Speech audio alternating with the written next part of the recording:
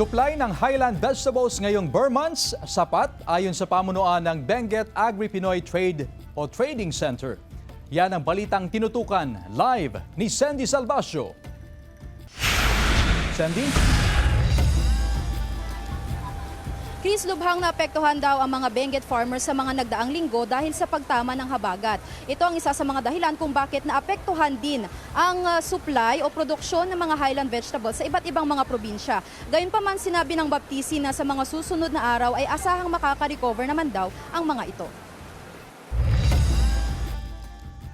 Asahan na raw ang pagtaas ng demand sa gulay habang papalapit ang holiday season. Gayunman, tiniyak ng pamunuan ng Benguet Agri-Pinoy Trading Center sa La Trinidad na sapat ang supply ng highland vegetables. Makakaya naman po. May mga tataas po yung mga lahat halos ng klase ng gulay na natotrade dito sa center when it comes to by September to December or even January.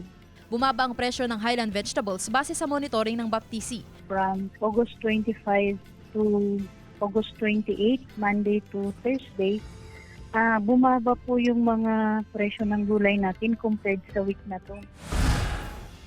Pero sa Dagupan City, tumaas ang presyo ng highland veggies na ibinebenta sa Malimgas Public Market.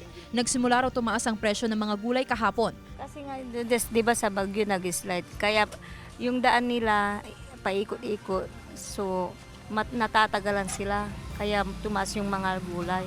Tapos ngayon, umuulan na naman, mahira yung pagkukuha nila ng Baguio vegetable. Ngayong araw, nasa 70 to 80 pesos kada kilo ang repolyo na dating nasa 50 pesos lang.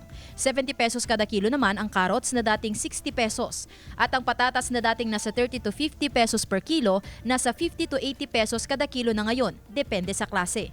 Bumaba naman ang presyo ng sayote na nasa 40 to 50 pesos kada kilo, na dating pumalo sa 80 pesos kada kilo. Bumaba raw ang supply ng mga gulay sa bagsakan sa Urdaneta City, Pangasinan, kaya tumaas ang presyo ng mga ito.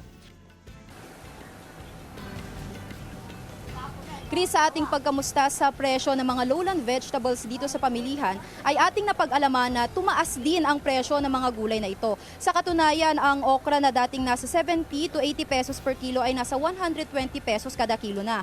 Ang ampalaya na dating nasa 80 pesos per kilo ay nasa 100 pesos per kilo. Ang sitaw na nasa 60 pesos kada bundle ay nasa 80 pesos kada bundle.